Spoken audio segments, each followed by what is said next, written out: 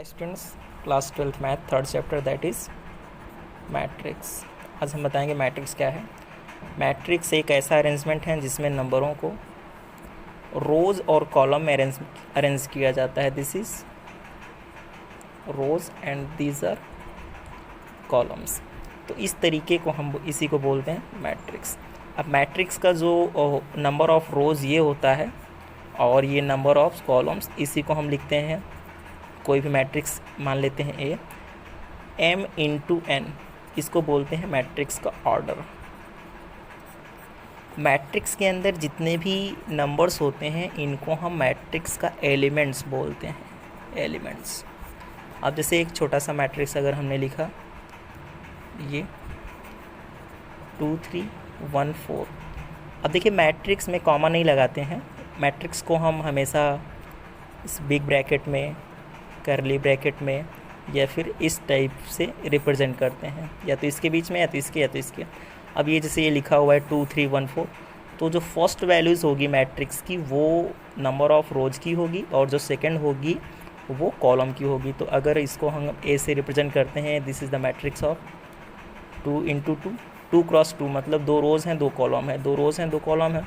अगर इसके एक एक एलिमेंट्स को लिखना हुआ तो ए फर्स्ट रोज़ फर्स्ट कॉलम A11 की जो वैल्यू है 2 है, और A12 की जो वैल्यू है दैट इज़ 3 है, A2 और 1 की जो वैल्यू है दैट इज़ 1, और A22 की जो वैल्यू है दैट इज़ 4।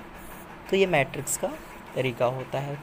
अब मैट्रिक्स के अगर हम टाइप की बात करते हैं तो मैट्रिक्स का जो टाइप्स होता है, फर्स्ट होता है, टाइप्स की बात करते हैं, फर्स्ट होता है horizontal matrix. Horizontal matrix, horizontal matrix में क्या होता है कि जिसमें ऐसी मैट्रिक्स जिसमें नंबर ऑफ़ रोज़, ये याद रखिएगा कि m जो है वो नंबर ऑफ़ रोज़ है और n जो है वो नंबर ऑफ़ कॉलम्स है। नंबर ऑफ़ रोज़ मीन्स ये, नंबर ऑफ़ कॉलम्स मीन्स ये, rows and columns. Horizontal matrix का मतलब जिसमें number of rows less than number of columns, यानी कि कॉलम ज़्यादा होते हैं। कॉलम ज़्यादा होने का क्या मतलब है, जैसे हमने कोई मैट्रिक्स लिया 1 2 2 3 3 4 4 5, तो इसको हम बोलेंगे हॉरिजेंटल मैट्रिक्स। क्यों? क्योंकि इसमें ये देखिएगा केवल 2 रोज़ हैं और 4 कॉलम है। This means this the matrix of 2 cross 4 का ये मैट्रिक्स है।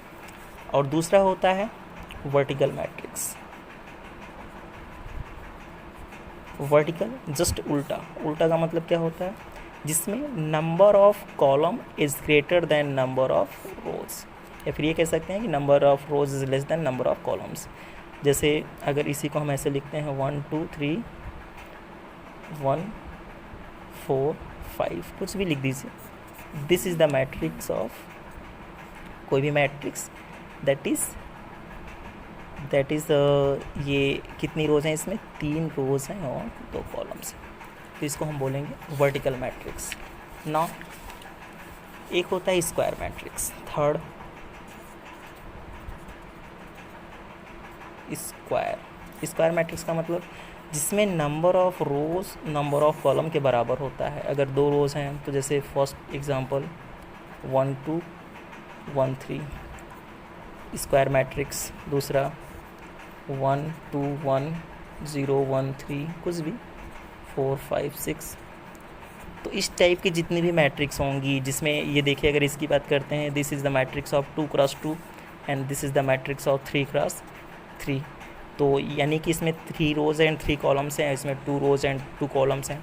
नेक्स्ट आते हैं हम, इसको हम बोलते हैं इस टाइप के मैट्रिक्स को स्क्वायर मैट्रिक्स। नेक्स्ट होता है आपका रो मैट्रिक्स। रो मैट्रिक्स क्या होती हैं, फोर्थ। रो मैट्रिक्स मीन्स जिसमें केवल सिंगल रो होती है। सिंगल रो का मतलब जैसे 1 2 3 4, केवल एक ही लाइन हो तो उसको हम रो मैट्रिक्स बोलते हैं। ऐसे ही होता है आपका कॉलम मैट्रिक्स। नेक्स्ट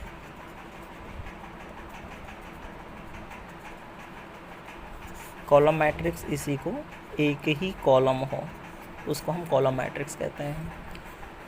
फिर जीरो मैट्रिक्स, जीरो मैट्रिक्स का मतलब क्या है?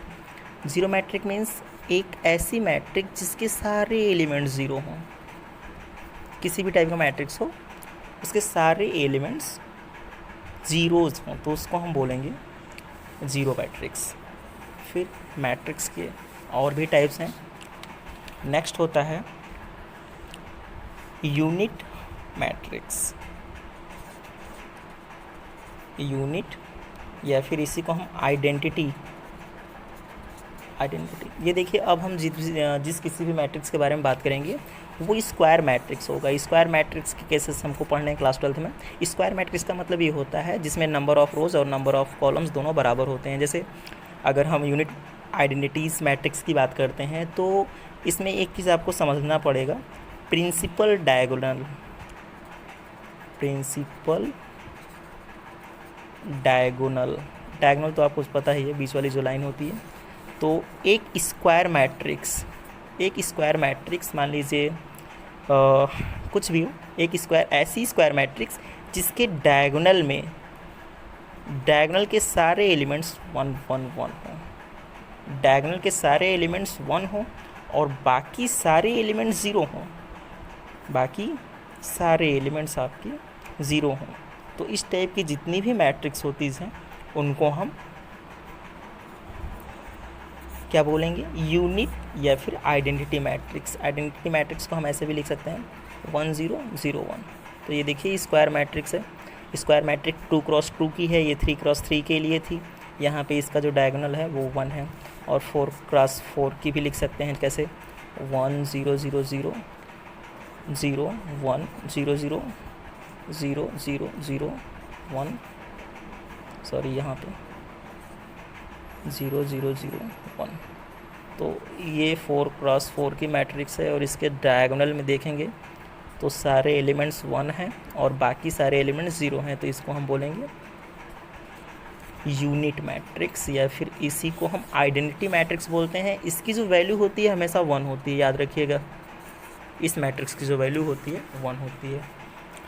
अब आगे हम देखेंगे डायगोनल मैट्रिक्स क्या होता है।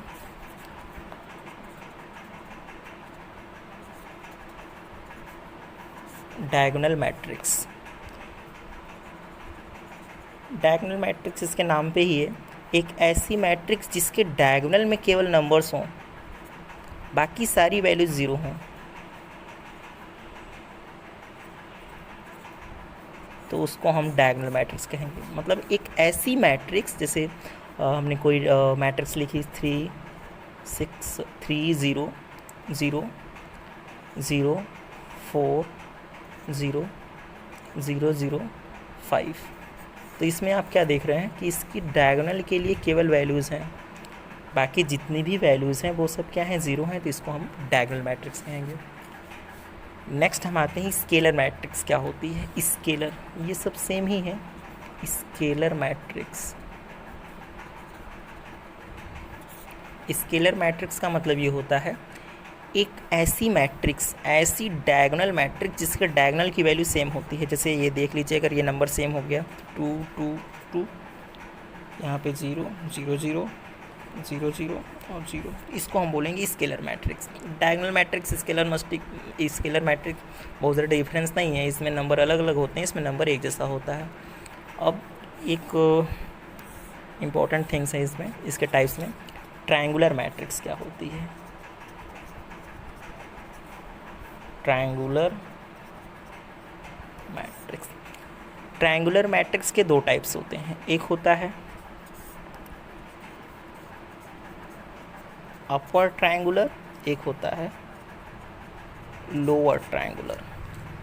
देखिए, अपर ट्रायंगुलर और लोअर ट्रायंगुलर मैट्रिक्स का मतलब क्या होता है। देखिए, स्क्वायर मैट्रिक्स में अप्लाई करेंगे। अपर ट्रायंगुलर मैट्रिक्स का मतलब याद रखिएगा, जब हम अपर की बात करते हैं तो लोअर डायगोनल के लोअर पार्ट की जो वैल्यू होती है वो 0 होती है। और जब हम लोअर की बात करते हैं तो अपर पार्ट की जो वैल्यू होती है वो ज़ीरो होती है। जैसे एग्जांपल देख लीजिएगा, upper triangular matrix and lower triangular matrix का एग्जांपल हम आपको बता दे रहे हैं। जैसे ये देख लीजिएगा, कोई भी मैट्रिक्स है, अपर ट्रायंगुलर मैट्रिक्स के 3 4 5 0 6 7 0 0 8, तो इसको हम बोलेंगे this is upper triangular matrix. Upper triangular matrix क्यों? क्योंकि ये जो डायगोनल है और डायगोनल के नीचे के सारे एलिमेंट्स ज़ीरोज़ हैं। अगर यही इस तरफ होता तो इसको हम बोलते हैं लोअर ट्रायंगुलर। मतलब जैसे ये लिखते हैं 6 7 8 और यहाँ हम 6 7 6 0 0 0 7 8 0 5 6 9, कुछ भी लिख दीजिए। तो ये देखिए, ये जो डायगोनल है, डायगोनल के अपर पार्ट की जो वैल्यूज़ हैं वो सब ज़ीरो है। याद रखिएगा, ट्रायंगुलर मैट्रिक्स जो भी हो, चाहे अपर हो या फिर लोअर है, इनकी जो वैल्यूज़ होती है वो ज़ीरो होती है। तो आगे हम बताएंगे कैसे सॉल्व करने पर ये कैसे आता है ये सब।